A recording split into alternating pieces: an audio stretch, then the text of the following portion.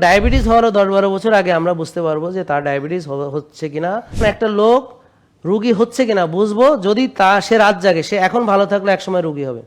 যদি সে ব্যায়াম না করে এখন ভালো থাকলে একসময় রুগী হবে। যদি বেশি বেশি বারবার খায় সেও একসময় রুগী হবে যদি এখন ভালোও থাকে। ডায়াবেটিস হলে চোখ নষ্ট হবে, লিভার নষ্ট হবে, কিডনি নষ্ট হবে, হার্ট নষ্ট হবে, ব্রেন নষ্ট হবে, নার্ভ নষ্ট হবে, গিরা নষ্ট হবে, মাজা নষ্ট হবে, আঙ্গুল কাটা লাগবে, পা কাটা লাগবে। তো এরকম পা থেকে মাথা পর্যন্ত প্রায় সব কিছুই নষ্ট হবে এই শুধু ডায়াবেটিস হলে। তাহলে সকল রোগের জননীর নাম কি?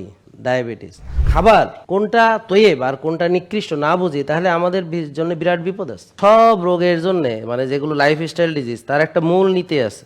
এই মূল নীতি জানলে আপনারা সবগুলো রোগ থেকে ভালো হয়ে যেতে পারবেন। আসসালামু আলাইকুম, সবাই কেমন আছেন? আলহামদুলিল্লাহ, আল্লাহর দরবারে আমরা লাখো কোটি শুকরিয়া আদায় করছি। সবাই আবারও বলি আলহামদুলিল্লাহ।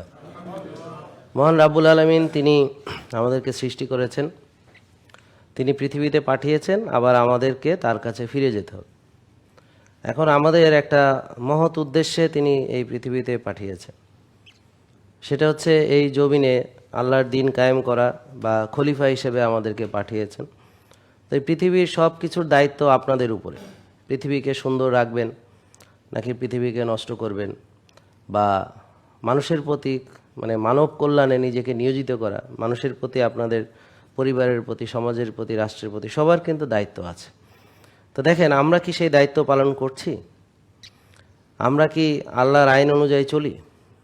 তো আল্লাহর আইন মানে এই না যে শুধু বিচার ব্যবস্থা এরকম হতে হবে, এমনকি লেনদেন, এমনকি অর্থনীতি। তো এখন কি আমাদের আল্লাহর দেওয়া অর্থনীতি চলে কিনা, আল্লাহর দেওয়া বিচার ব্যবস্থা চলে কিনা, তা আল্লাহর দেওয়া রাষ্ট্রনীতি চলে কিনা? তাহলে খাবার ক্ষেত্রে আমরা, অর্থাৎ খাওয়া দাওয়া চলাফেরা, সেক্ষেত্রে কি আমরা আল্লাহকে মানি কিনা? আমরা যেভাবে আল্লাহ খেতে বলেছে সেভাবে খাই কিনা? অর্থাৎ আমরা যে হালাল এবং তৈব শুধু খাই কিনা নাকি এর বাইরেও খাই? আমরা কি শুধু ক্ষুধা লাগলে খাই নাকি এর বাইরেও খাই? আমরা কি ক্ষুধা লাগা পর্যন্ত অপেক্ষা করি কিনা? আমরা কি 1 ভাগ খাই কিনা 3 ভাগের, নাকি আমরা বেশি খেয়ে ফেলি? আমরা কি ধরেন এই রোজা রাখি কিনা নাকি 6 বেলা খেয়েই যাচ্ছি বছরকে বছর বা 11 মাস? তাহলে এগুলো হচ্ছে আমার খাওয়া দাওয়ার একটা রুলস। তো আল্লাহ তাআলা শুধু আমাদেরকে নামাজ, রোজা, হজ, যাকাত দিয়েছেন এরকম না, এটা হলো পূর্ণাঙ্গ দিন, মানে পূর্ণাঙ্গ জীবন বিধান। মানে কোরআনটা হলো পূর্ণাঙ্গ জীবন বিধান। এই পূর্ণাঙ্গভাবে না মানলে এই কোরআনের সঠিক মর্যাদা আদায় করা যায় না। তা আমাদের এখন যে রোগগুলো হচ্ছে সেগুলোকে বলা হয় লাইফস্টাইল ডিজিজ। এই লাইফস্টাইল ডিজিজের মানে হলো যে আমাদের জীবন আচরণে, খাওয়া দাওয়া, চলাফেরা, ঘুমানো ইত্যাদি বিষয়ে যে ভুল ত্রুটিগুলো আমরা বুঝে না বুঝে, জেনে না জেনে করে থাকি, সেটার রেজাল্ট হচ্ছে এই রোগগুলো। যেমন ধরেন ডায়াবেটিস। এই ডায়াবেটিসের মূল কারণ হলো আমরা যদি এই নিকৃষ্ট খাবার বা খবিশ খাবার বা প্রসেসড, আলট্রা প্রসেসড ফুড, যেগুলো যদি আমি বেশি বেশি করে খেতে থাকি এবং আমি যদি ব্যায়াম বা কায়িক শ্রম না করি, আমরা যদি বারবার খাই কিন্তু ব্যায়াম বা কায়িক শ্রম না করি, তাহলে আমার সেলুলার ওভারলোড হওয়া শুরু হয়। তো সব রোগের জন্যে মানে যেগুলো লাইফস্টাইল ডিজিজ তার একটা মূল নীতি আছে।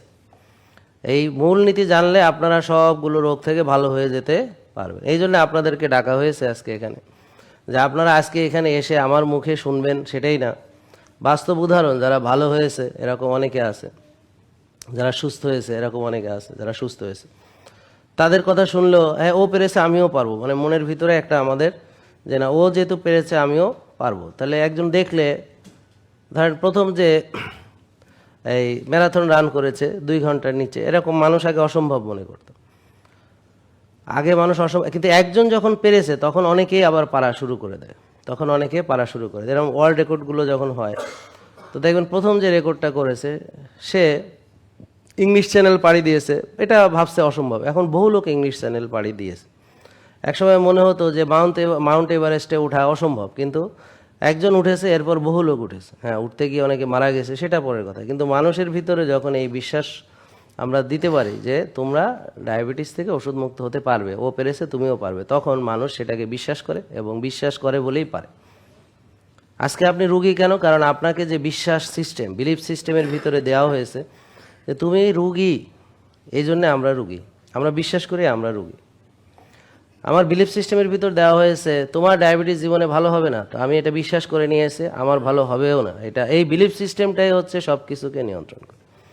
আপনার ভিতরে এই বিলিফ সিস্টেম এই জন্যে বলা হয়েছে যে তোমরা বিশ্বাস করো, ঈমান আনো, বিশ্বাস স্থাপন করো। তো বিশ্বাস স্থাপন আমার করতে হবে কি, ইবলিসের প্রতি না আল্লাহর প্রতি? তাহলে আল্লাহ কি বলেছেন, খাওয়ার নির্দেশ কি দিয়েছেন সেটা আমরা জানি।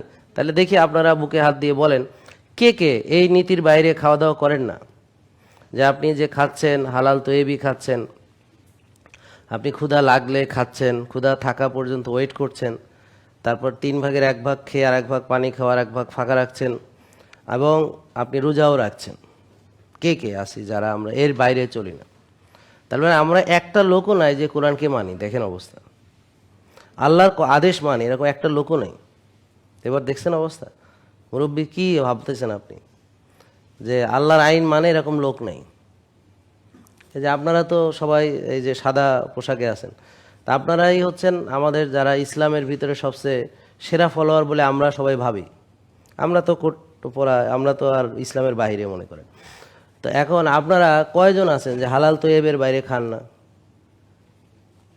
কোরআনের নির্দেশকে আপনারা বুঝে না বুঝে এটাকে অমান্য করছেন, কিন্তু এটাকে গুরুত্ব দিচ্ছেন না। তার একটা কনসিকুয়েন্স বা এটার একটা ভুক্তভোগী কি আমার হওয়া লাগবে না? এই যে মুরব্বী, লাগবে না? যে আল্লাহ বলেছে এটা করো, আপনি সেটা করছেন না, এটার কনসিকুয়েন্স ফেস করতে হবে না নাকি? এটার একটা পরিণতি ভোগ করতে হবে না? এই পরিণতি হলো 60-70 ধরনের রোগ, তার ভিতরে ডায়াবেটিস হলো একটি। এবং ডায়াবেটিসের কারণে কি হয় জানেন? চোখ নষ্ট হয়ে যেতে পারে। এটার নাম কি? ডায়াবেটিক বল, ডায়াবেটিক রেটিনোপ্যাথি। এক্সেলেন্ট। হ্যাঁ, ও কিন্তু ডাক্তার না, বাট ও নিউট্রিশনিস্ট, এই বিষয়ে তার পড়াশোনা আছে, জানাশোনা আছে। তো এখন আপনাদেরকে সবাইকে এটা জানতে হবে, ডাক্তার হওয়া লাগবে না। তাহলে রেটিনোপ্যাথি বলেন কি? রেটিনোপ্যাথি, বুঝতে পারছেন কি বলছি? চোখের প্রবলেম, ডায়াবেটিসের কারণে যে চোখ নষ্ট হয়, এটার নাম সবাই বলেন কি? রেটিনা। চিনেন রেটিনা? রেটিনা, এই রেটিনাতে প্রবলেম মানে রেটিনোপ্যাথি। প্যাথোলজি মানে প্রবলেম, প্যাথোলজি মানে প্রবলেম, ফিজিওলজি মানে নর্মাল অবস্থা। যেমন আপনার ব্লাড সুগার লেভেল এখন 5, এটা হলো ফিজিওলজিক্যাল রেঞ্জ, মানে আপনার এটা নর্মাল অবস্থা। এটা যখন 25 হবে তখন সেটা অ্যাবনর্মাল, নাম হবে ডায়াবেটিস। কি নাম হবে? তাহলে এটাকে বলে প্যাথোলজি। এই যে আমরা প্যাথোলজি টেস্ট করি, মানে এটা রোগ নির্ণয় করার জন্য, এটা হলো প্যাথোলজি। তা আমরা প্যাথোলজি যে চ্যাপ্টারটা, এটা হলো রোগ সংক্রান্ত আলোচনা হয় সেখানে।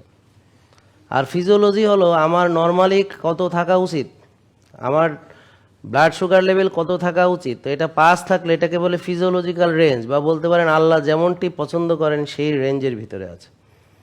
মানে আল্লাহ কি পছন্দ করেন? আপনারা রুগী হন?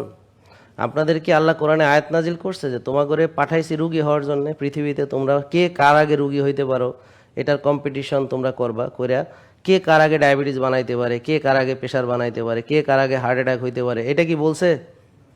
তাহলে উনি চান না যে আপনারা এই কন্ডিশনের মধ্যে যান। উনি তাহলে কি চান, কি পছন্দ করেন? যে আপনারা সবাই ভালো থাকেন। এই ভালো থাকার জন্যই আপনাকে 5 ওয়াক্ত নামাজ মসজিদে যেয়ে পড়তে নির্দেশ দিয়েছেন। যে তাহলে কি হবে? তাহলে তার ডিসিপ্লিন ঠিক হয়ে যাবে, সময়ানুবর্তিতা এবং নিয়মানুবর্তিতা। এই দেখেন এখন কয়টা লোক আসছে, দেখবেন একটু পরে আবার এখানে ভরেও যাবে। কিন্তু দেখেন ঠিক 10টার ভিতরে যারা আগ্রহী তারা এসে বসে গেছে। এই যে ও আসছে আমেরিকা থেকে, ও বসছে সবার আগে। হ্যাঁ, এই চেয়ারটা সে বসে, তার একটা চেয়ার প্রিয়। হ্যাঁ, চেষ্টা করে এই চেয়ারে বসতে। তাহলে এরকম আমরা ক্লাসে গেলে আগে কি করতাম? ফার্স্ট বেঞ্চে বসার চেষ্টা করতাম। তো যারা শিখতে চাইতো, আর যারা শিখতে চাইতো না তারা লাস্ট বেঞ্চে বসা ঘুমাইতো। তারপরে ওই নিচে, এখন তো মোবাইল আছে, তখন ওই গল্পের বই মানে বইয়ের মধ্যে রেখে পড়তাম আর কি, বুঝতে পারছেন? অন্যান্য দুষ্টামি সেই আমলে যেগুলো অ্যাভেলেবেল ছিল সেগুলো করতাম। বা লেকচার ক্লাসে সবার পিছে যাইয়া শুয়া ওই বই মাথায় দিয়ে, বই আমাদের এত মোটা মোটা আর কি, হ্যাঁ, এগুলো মাথায় দিয়ে ঘুমাইতাম আর কি। তা এখানেও দেখবেন অনেকে ঘুমাবে, তারা এখানে আসছে হলো চিকিৎসা করতে। তো চিকিৎসা করার দায়িত্ব হলো ডাক্তারের, আর তার দায়িত্ব হলো রুগী হওয়া। সে রুগী হয়েছে আলহামদুলিল্লাহ, তার দায়িত্ব শেষ। এবার ডাক্তারের কাছে আইসে, সে চিকিৎসা করবে। ওর এত কিছু শোনার দরকার নেই, ওর এত কিছু জানার দরকার নেই। এখন ঘুমাবে নাক ডেকে, হ্যাঁ, তারপরে বলছে আমারে কি চিকিৎসা দেন, চিকিৎসা নিয়ে হ্যাঁ বাড়ির যাব। তো তো এটা হলো আপনাদেরকে শেখানো হয়েছে যে তোমাদের চিকিৎসা হইলো ওষুধ কতগুলা, তো ওষুধ খাইলে তোমরা চিকিৎসা হইলো। হ্যাঁ, তো চিকিৎসা হবে ওষুধ খাইলে, বেশ ভালো কথা। তো এখন দেখেন আপনারা ওষুধ খেয়ে ভালো হইতেছেন। ডায়াবেটিস কার কার আছে এখানে? কার কার ডায়াবেটিস আছে? আপনি ওষুধ খান কত বছর বোন? Only 3 years. তা তো আপনি মানে নবীন ডায়াবেটিসের জগতে, আপনাকে কেবল নবীন। এই যে মা, আপনি কয় বছর? 16 বছর। হিসাব করে বলতে হচ্ছে। হ্যাঁ, 20 বছর। এই তো হিসাব করে দেখছেন, এটা তো ভুল হয়েছে। কারণ এতদিন যে ওষুধ খাইতেছি 20 বছর, রোগ 20 বছর, মানে এতদিন যে আমাকে হিসাব করে বের করতে হচ্ছে। তাহলে উনি একজন পারফেক্ট রুগী মনে করেন, এবং অভিজ্ঞতা সম্পন্ন, আর আপনি হলেন নবীন শিশু রুগী। হ্যাঁ, এখন উনি নিশ্চয়ই ওষুধ খাচ্ছে 16 বছর, কিন্তু উনি কি ভালো হয়েছে? ভালো হইলে এখানে আসতো? তো ওষুধ খেয়ে এখন ইনসুলিন নিচ্ছে, জিজ্ঞেস করেন, বলে হ্যাঁ ইয়েস, 6-7 বছর ইনসুলিনের বয়স। তাহলে উনি একটা রুগী হিসেবে মনে করেন অভিজ্ঞতা সম্পন্ন, অনেক বছর ওষুধ খাইছে, এখন ইনসুলিন নিতেছে, তাই না? এর একটা দাম আছে। তো এখন জিজ্ঞেস করেন, উনি কি ডাক্তার দেখায় নাই? উনি কি ডাক্তারের টাকা দেয় নাই? উনি কি প্রেসক্রিপশন কেনে নাই ডাক্তারের থেকে? কিনছে? ভালো হয়েছে? ভালো হলে এখানে আসতো তাই মনে হয়? জীবনেও না। আমার কাছে মানুষ আসে হলো না পাইরা, যে আমি ব্যর্থ হয়েছি, এখন আর কোনো উপায় নাই, এখন আমার অনেক বছরের সাধনা, হ্যাঁ, সুস্থ হওয়ার সাধনা না, মানে রুগী হওয়ার সাধনা। হ্যাঁ, তো এইটার একটা মনে করেন পূর্ণাঙ্গ একটা রূপ ধারণ করছে। তা এখন আমি আর কি করব? অনেক দিন করছি অবহেলা, নিজের প্রতি অত্যাচার, নির্যাতন। তা এখন নিরুপায় হইয়া, যেমন নিরুপায় হয়ে আজকে এখানে হাজির। ভাই, আপনি কি রোগ আছে নাকি? এই যে ভাই, আপনার বাম পাশের জন, ওই যে কয়টা রোগ আছে? Pressure, diabetes. আর লাগে না, কিং অ্যান্ড কুইন। 2টা রোগ হলে বাকিগুলো হবে। তাহলে ডায়াবেটিস হলে চোখ নষ্ট হবে, লিভার নষ্ট হবে, কিডনি নষ্ট হবে, হার্ট নষ্ট হবে, ব্রেন নষ্ট হবে, নার্ভ নষ্ট হবে, গিরা নষ্ট হবে, মাজা নষ্ট হবে, আঙ্গুল কাটা লাগবে, পা কাটা লাগবে। তো এরকম পা থেকে মাথা পর্যন্ত প্রায় সব কিছুই নষ্ট হবে এই শুধু ডায়াবেটিস হলে। তাহলে সকল রোগের জননীর নাম কি? ডায়াবেটিস। আর যার ডায়াবেটিস এবং প্রেশার দুটোই আছে, তার জননী, মাতা পিতা সবই আছে। তো তার এই প্রেশার থেকে হতে পারে হার্ট অ্যাটাক, প্রেশার থেকে কিডনিতে সমস্যা, প্রেশারের কারণে হতে পারে আরও এরকম অনেকগুলো সমস্যা। বোঝা গেল? তেমন এগুলো কমপ্লিকেশনস, বুঝেন? কমপ্লিকেশনস মানে কি? মানে রোগ একটার কারণে আরও কয়টা সমস্যা বাড়ে। যেমন ডায়াবেটিস, রেটিনোপ্যাথি মানে চোখ নষ্ট, নিউরোপ্যাথি নার্ভ নষ্ট, নেফ্রোপ্যাথি কিডনি নষ্ট, এরকম নানান নামে ভারী নাম কাম আছে আর কি। সহজ কথা হলো ব্রেন নষ্ট, অ্যালজিমার্স, ডিমেনশিয়া। বুঝছেন? এই বোন, আপনি ভুলে যান নাকি? মাঝে মাঝে ভুলে টুলে যান? 1 সেকেন্ড পরেই ভুলে যায়। তো একটু আগে আপনারা কি বলছি ভুলে গেছেন তো? হ্যাঁ, তাহলে ডায়াবেটিস যাদের হয় এখানে একটু পরে সব ভুলে যায়। এবং এই বলতে বলতে এমন অবস্থা, ওনার পাশে ওনার আপন হাজবেন্ড যদি থাকে, কিছুদিন পরে বলবে তুমি কে, মানে ভুলে যাবে। এটা হলো ডিমেনশিয়ার খুব মানে অ্যাডভান্স স্টেজ। হ্যাঁ, ডিমেনশিয়ার অ্যাডভান্স স্টেজ, যে আপন স্বামীকেও সে ভুলে গেছে। তবে এখানে একটা সুবিধা, যে সকালে স্বামী কি কইছিল খারাপ একটা কথা, এটা ভুলে গেছে, এটা একটা ভালো দিক। আর ওই কটকটি সালে কি বলছিল এটা মনে করে ঝগড়া, এটা আর করতে পারে না। কারণ এটা মজার ব্যাপার হলো, সব ভুলে গেলেও সেগুলো ভুলে না। মানে মরার আগে এইটা শুধু মনে থাকে, অমুক দিন অমুক কথা বলছিল, তমুক দিন তমুক, এটা মনে, কিন্তু আর সব ভালো কথা ভুলে যায়, কিন্তু ওই খারাপটা মনে থাকে। এবং আপনি নিজে বললো ভুলে যায়, আপনি এখন ওনাদের দুইজনকে ঝগড়া করতে দেন ওর হাজবেন্ডের সাথে, দেখবেন ও সবই মনে আছে। 10 বছর আগে তারে কোন কথা বলছিল, 15-20 বছর আগে কোন কথা বলছিল, সব দেখবেন ঝগড়ার ভিতরে সে বলতে পারবে। ব্যাপারটা বুঝতে পারছেন? কেন? কারণ এগুলো সে সারাক্ষণ রোমন্থন করে, স্মৃতিকে রোমন্থন করে, ভাবে সারা দিন রাত এটাই ভাবে, ঘুমাতে গেলে ভাবে, ঘুম থেকে উঠে ভাবে। আমরা যদি খাবার, বুঝতে পারছেন, খাবার কোনটা তৈব আর কোনটা নিকৃষ্ট না বুঝি, তাহলে আমাদের জন্য বিরাট বিপদ আছে। এখন আমরা যে ভালো খাই তার প্রমাণ কি? এই যে আপনারা যে ভালো খান তার প্রমাণ কি? প্রমাণ হলো আপনারা সবাই কম বেশি রুগী, বা রুগী হওয়ার পথে আছেন, বা লাইনে আছেন। তাহলে প্রথম শয়তান ধোঁকা দিল যে তোমাদের প্রচুর খেতে হবে, কারণ প্রচুর না খেলে তোমরা কোষে ওভারলোড করতে পারবে না। এবং খাবারগুলো হতে হবে মুখরোচক, মানে যেটা খেলে মানে আরও খেতে মনে চায়, এটা হতে হবে অ্যাডিকটিভ। তাহলে আল্লাহর দেওয়া প্রকৃত খাবারে আসলে একটা গুণাবলী হলো অল্প একটু খেলে পেট ভরে। আমার এখানে রেস্টুরেন্টে অনেকেই খেয়ে বলতেছে এতটুকু খেলে পেট এত ভরে কেন? তা আমার ওই মামাতো ভাই খালাতো ভাই ওরা আসছিল, ওদিনকে ওদের খাওয়া দিলাম। তো আমার মামাতো ভাই যে সে বলে কি যে আমি ওই খাবার খাওয়ার 25 ঘন্টা পরে আরেকবার খাইছি। আমি ওদের চ্যালেঞ্জ দিয়েছিলাম যে তোমার ক্ষুধা না লাগলে খাইও না, খালি পানি খাবা, দেখবে আবার ভাল লাগতেছে। তো ও 25 ঘন্টা পরে খাইছে, মানে ওই খাবারটা তার পেটে 25 ঘন্টা তাকে এনার্জি দিচ্ছে। তাইলে রিয়েল ফুডের গুণাবলী হলো একবার খেলে অনেকক্ষণ পরে তার আবার খাওয়ার ইচ্ছা জাগে, চাহিদা। কেন? কারণ তার দরকারি প্রোটিন, ফ্যাট, কার্বোহাইড্রেট, ফাইবার, তারপর মাইক্রোনিউট্রিয়েন্টস সব কিছু সে পেয়ে যায়, ভিটামিন মিনারেল সব সে খাবার থেকে পেয়ে যায়। তো তার আর খেতে মন চায় না, আবার অনেকক্ষণ পরে ক্ষুধা লাগে, তো আবার সে খায়। তাহলে একটু খেলে হয়, বলেন একটু খেলে, মানে রিয়েল ফুড অল্প খেলে হয়। এখন রাসূল সাল্লাল্লাহু আলাইহি ওয়াসাল্লাম কি নাউজুবিল্লাহ মিথ্যা বলেছেন আমাদেরকে? তাহলে উনি বলেছেন যে এক লোকমা খাবারই তোমাদের জন্য যথেষ্ট। মানে আমরা যদি হালাল তৈব খাই তাহলে কি বলেছেন? নাকি এই ভাই আপনারা বলেন ঠিক বলছে কিনা? শীত দ্বারা সোজা রাখার জন্য এক লোকমা খাবারই মানুষের জন্য কি যথেষ্ট। এরপরে যদি সে বেশি খেতে চায় সে যেন এক ভাগ খায়, আর এক ভাগ পানি খায়, এক ভাগ ফাঁকা রাখে। তা আপনারা এই আইনের বাইরে যারা যাবেন তারা কোন দিকে যাবেন? অবশ্যই আল্লাহর আদেশ, নবীর আদেশ যেগুলো অমান্য করবে সে ইবলিসের আদেশ মানে। ইবলিস বলে আমি তাদের আদেশ করি, সে আমার আদেশ মানে। বিরাট মুসল্লি, বিরাট জুব্বা আছে, এত বড় দাড়ি আছে, নামাজ পড়ে কপালে দাগ, কিন্তু আসলে সে না বুঝে ইবলিসকেই ফলো করে। তাহলে আল্লাহকে না মানা মানে কি?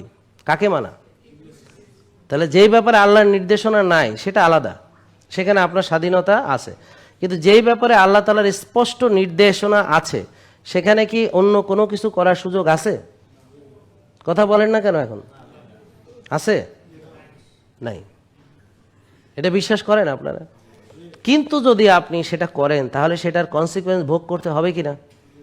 এইটা হলো ডিজিজ দুনিয়ার জন্য। আখিরাতেরটা আল্লাহ ভালো বুঝবেন কারে কোথায় দিবেন, কিন্তু দুনিয়ার জন্য আপাতত আপনাদের জন্য আল্লাহ 60 থেকে 70 রকমের রোগকে এটা উনি নির্ধারণ করেছেন যে ওরা যদি এই আমার কথা না মানে তাহলে তাদের জন্য আমি 60-70টা রোগ উপহার দিলাম, আর তাদেরকে কঠিন আযাবের সুসংবাদ দিয়ে রাখো। এটা কোরআনে বলা হয়েছে যে তাদেরকে কঠিন আযাবের সুসংবাদ দাও। মানে আল্লাহ এখানে স্যাটায়ার করেছেন, যেহেতু আমরা কোরআন নিয়ে স্যাটায়ার করছি যে কোরআনে আছে আমি কই আরেকটা, হাদিসে আছে এটা আমি মানি আরেকটা। তো এটা হলো এটাকে কোরআন অবমাননা করা বা এটা নিয়ে অঙ্গরসিকতা করা বা স্যাটায়ার করা, যে আল্লাহ কইছে এক ভাগ খাইতে এবং এক লোকমা খাইতে, আমি 100 পথ খাইয়ে দেখাবো যে কিভাবে সীমা লঙ্ঘন করতে হয়। তো যখন সবাই মিলে সীমা লঙ্ঘন করা শুরু করবে তখন খাবারের চাহিদা তো বেড়ে যাবে। একদল খেতে পাবে না আর একদল জমের খাওয়া খাবে, তখন বলবে খাবারের চাহিদা লাগবে, আরও উৎপাদন লাগবে। তখন তারা বলবে এই নাও সার, এই নাও কেমিক্যাল, এই নাও এই নাও সেই। তারা এবার কল্যাণের হাত বাড়ায় দিবে, কল্যাণ নিয়ে আপনার সামনে হাজির হয়। ইবলিস যেমন কল্যাণ নিয়ে হাজির হয় সবসময়, কিন্তু তার ভিতরে থাকে উদ্দেশ্য হলো অকল্যাণ, কিন্তু সে কল্যাণের বেশে হাজির হয়। আপনাদেরও এখন মন মানসিকতা এমন হয়ে গেছে যে আপনিও এটাকে কল্যাণই ভাবতেছেন, যে না খাদ্যের অভাব দেশে অবশ্যই। তো আমরা যদি সবাই ওইভাবে খাইতাম অল্প একটু, তাহলে কি অভাব হইতো? তা এখন আমরা কি ওইভাবে খাই? আর ওইভাবে খেয়ে কি আমাদের এতগুলো রোগ হয়েছে? আমি এত মোটা তাজা হয়েছি? সুস্থ থাকার জন্য কি করতে হবে? ব্যায়াম করব বা কায়িক শ্রম করব, নিত্যদিন কাজ করলে এটা বেশি ভালো। সাথে ব্যায়ামও করলাম, বাট পরিবারের অন্যান্য কাজ করলাম, সাথে জিমেও গেলাম আধা ঘন্টা, ঠিক আছে।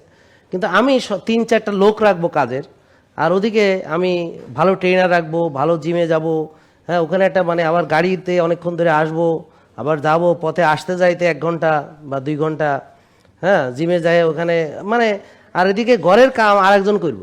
মানে মহিলাদের মেন্টালিটিটা আপনি বুঝতে পারছেন?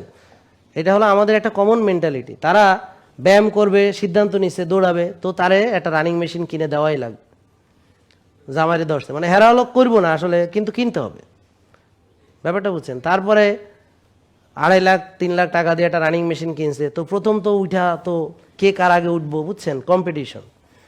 তারপরে উঠছে, হাইটা মাজা গিরা ব্যথা হয়েছে, বুঝছেন, গাটা ব্যথা হয়ে গেছে, জীবনে তো আটে নাই।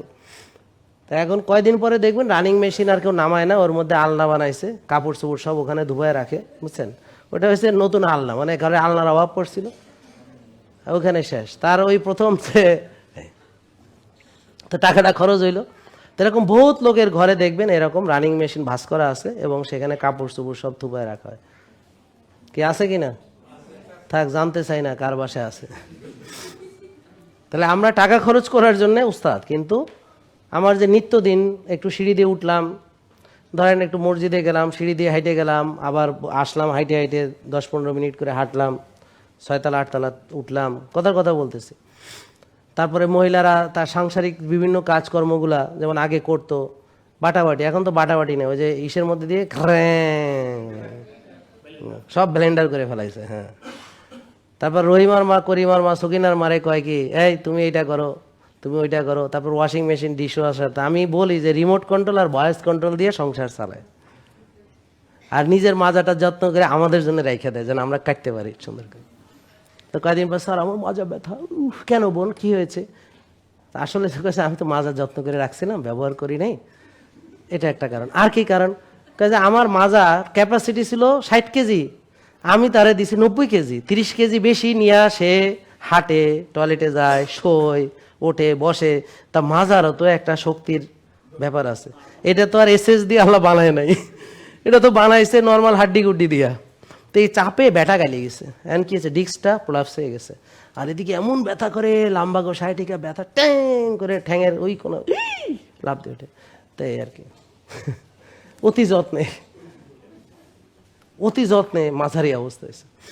তো খাওয়া দাওয়া করছে, মোটা সোটা হয়ে, বুঝলেন না, ওজন বেড়ে গেছে। তাহলে একটা কারণ হলো ওজন বেড়ে যাওয়া, ব্যায়াম না করা। যত্নে রাখা মানে কি, ব্যায়াম না করা। আর রাত জাগলে হাড় ক্ষয় হয়, অনেকে জানে না, রাত জাগলে হাড় ক্ষয়। আর আপনি কোন ধরনের খাবার খান সেটার উপরে আপনার কোন জিনিস গঠিত হবে। তা আমরা যে খাবার খাই এতে চর্বি ছাড়া আর কিছুই গঠিত হয় না সঠিকভাবে, মাংসপেশিও ভালো গঠিত হয় না, হাড্ডি তো হয়ই না। আর উপরন্তু টেনশনে ক্ষয় হয়, ব্যায়াম না করলে ক্ষয় হয়, মানে ব্যবহার না করলে কি হবে, মরিচা পড়ে। তো অস্টিও আর্থ্রাইটিস মানে কি, জং পড়ছে। অস্টিওপোরোসিস মানে কি, হাড় ক্ষয় হয়েছে, বুঝছেন, মাজা ঘুরায় না।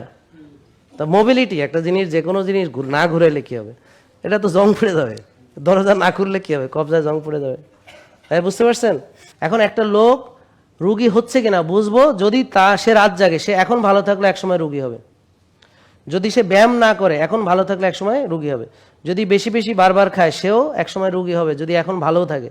এবং তার যে রিপোর্টগুলো আমরা দেখবো যে তার হোমায়ার কত, যদি হোমায়ার বেশি থাকে তাহলে অলরেডি সে এই সেলুলার ওভারলোড শুরু হয়ে গেছে, এখন সে রুগী না, বাট সে 10-15 বছরের ভিতরে অনেকগুলো রোগের রুগী হবে।